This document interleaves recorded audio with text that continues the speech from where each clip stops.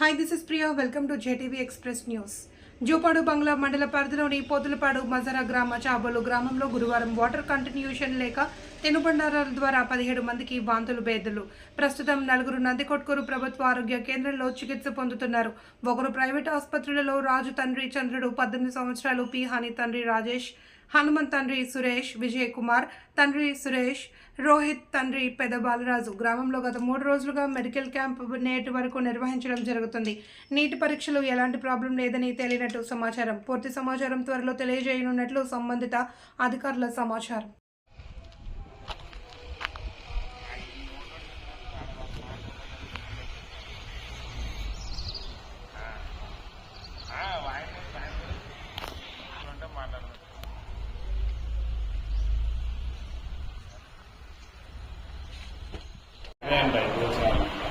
మేము వచ్చినాక నిన్న సాయంత్రం రాత్రి